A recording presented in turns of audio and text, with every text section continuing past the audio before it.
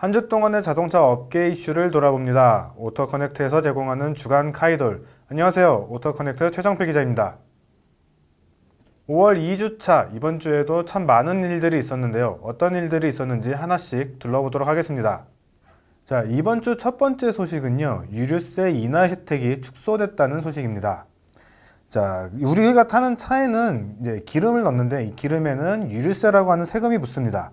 그동안 정부가 한시적으로 이제 세금을 15%까지 인하를 해줬었는데 이 인하폭을 지난 7일까지만 적용을 하고 그 이후부터는 7%로 줄이게 되었습니다. 이 유류세 인하 혜택이 적용이 된 것은 작년 11월 6일부터인데요. 처음에 6개월 동안만 인하 혜택을 제공을 하겠다라고 했던 것보다 조금 더 기간은 연장됐지만 여전히 인하 혜택이 축소된 것에 대한 반발이 굉장히 많습니다. 인하세 축소 혜택이 감소된 영향은 휘발유 가격에 곧바로 반영됐습니다. 자, 한국석유공사가 제공하는 유가정보 서비스 오피넷에 따르면 유류세 인하 혜택이 축소된 바로 다음 날부터 하루 만에 리터당 30원이 넘는 금액이 인상이 됐습니다. 휘발유뿐만이 아닙니다. 경유 역시 인상을 피하지 못했는데요. 리터당 20원이 넘게 인상이 됐습니다. 덕분에 소비자들의 불만도 정말 엄청나게 폭발하고 있습니다. 우리나라에서 지금 유류세와 관련된 정책을 펼치고 있는 것이 국제 유가의 흐름과 정반대로 가고 있다는 그런 이야기도 있습니다. 실제로 작년 11월 이 유류세 인하 혜택이 제공되기 시작했을 때는 국제 유가가 계속해서 하락을 하고 있던 시기였습니다. 그런데 반대로 이번에 인하 혜택을 축소하는 시기에 되니까 국제 유가가 다시 조금씩 올라가고 있어요. 다시 말하면 소비자들에게는 부담이 없을 때 계속해서 싸게 살 수 있게 해줬지만 소비자들에게 부담이 가기 시작했을 때는 또다시 부담을 더 안겨줬다는 이야기가 됩니다. 자, 유류세 인하 혜택은요, 오는 8월 말까지 제공되는 것으로 예정이 되어 있습니다. 지금 이 인하 혜택을 제공하는 기간을 더 늘릴지 이야기가 많은 상황인데요. 이 혜택이 계속해서 이어질지 혹은 예정처럼 8월 말에 종료가 될지 지켜봐야 될 것 같습니다. 자, 두 번째 소식은요. 수입차 시장의 성장세가 둔화되고 있는 가운데 유독 한 브랜드가 폭발적인 성장을 했다는 소식입니다. 그 성장의 주인공은 바로 전통적인 미국의 오프로드 브랜드 지프인데요. 지프를 판매하는 FCA 코리아는 최근에 지프를 제외한 다른 브랜드에서는 모두 힘을 빼고 지프에만 힘을 주면서 집중을 하고 있습니다. 어떻게 보면 이 전략이 성공을 했다는 의미도 되는데요. 4월 신규 등록 대수는 915대입니다. 엄청난 판매 대수는 아닌데 작년과 비교를 하면은 무려 88.3%나 증가한 엄청난 성장세입니다. 작년 대비 누적 판매량으로 비교를 해도 무려 74% 이상 늘어난 엄청난 성장세를 보였습니다. 자, 이게 특정 모델에만 집중된 것은 아니고요. 모든 세그먼트, 지프가 팔고 있는 모든 모델들이 골고루 좋은 성적을 내면서 이런 성장세를 보였습니다. 이게 이제 계속해서 FCA 코리아가 지프 전용전 시장을 전국으로 확대를 하고 이것을 활용해서 공격적인 마케팅을 보일 것이라고 하는데 과연 어떤 성적으로 나타나게 될지 좀 주목을 해볼 필요가 있을 것 같습니다. 자, 세 번째 소식은 신차 소식입니다. 현대자동차는 2019년형 아반떼를, 기아자동차는 2020년형 스팅어를 새롭게 출시했습니다. 2019년형 아반떼는요, 소비자들이 선호하는 선택 품목을 모아 하나의 패키지로 구성을 한 것이 특징입니다. 베스트 초이스라는 이름의 패키지인데요. 현대자동차의 지능형 안전기술인 스마트 센스 패키지와 내비게이션 패키지, 하이패스 시스템까지 하나로 묶었습니다.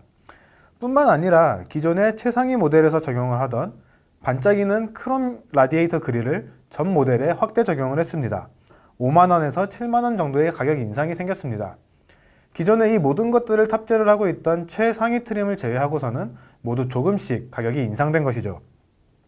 베스트 초이스 패키지를 선택할 경우에는 192만원이 추가가 됩니다. 2020년형 스팅어는 상품성을 높이는 데 집중을 했습니다. 지금까지 3.3 터보 GT 모델에서만 제공되던 지능형 안전기술 시스템 드라이브 와이즈를 확대 적용했고요. 이를 통해 2.0 터보 그리고 2.2 디젤 모델의 상위 트림인 플래티넘 모델에서부터 기본으로 탑재가 되고요. 하위 모델인 프라임 모델에서는 선택 품목으로 적용이 가능합니다. 이 외에도 최근에 많은 이슈가 되고 있는 미세먼지의 대책으로 공기정화 장치를 추가로 설치하는 등 상품성을 높이는 데 집중했습니다. 모델별로 5만원에서 최대 88만원까지 가격이 인상됐습니다. 자, 네 번째 소식입니다. 현대자동차가 방탄소년단과 함께 팰리세이드를 홍보했던 거 혹시 기억하시나요? 기아자동차는 블랙핑크와 함께 북미 시장을 공략하기 시작했습니다. 지난 4월부터 5월 7일까지 블랙핑크의 북미 투어 콘서트에서 기아자동차가 소울과 함께 블랙핑크의 콘서트 현장에 나타났습니다. 이 기아자동차도 문화 마케팅을 참 적극적으로 하고 있는데 어떤 효과로 나타날지 좀 기대가 됩니다. 이번 주 마지막 소식입니다. 자, 버스 노조, 버스 기사분들이 총파업을 결정을 했습니다.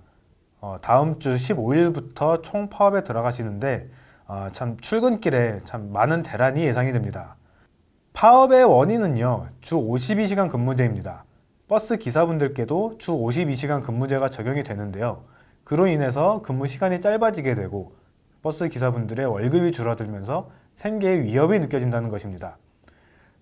근로시간이 줄어드는 만큼 그 빈 시간을 채워줄 수 있는 다른 기사분들을 채용을 해야 되는데 버스 회사에서는 인건비 부담 때문에 추가적인 고용은 하지 않고 있는 상황이기 때문입니다.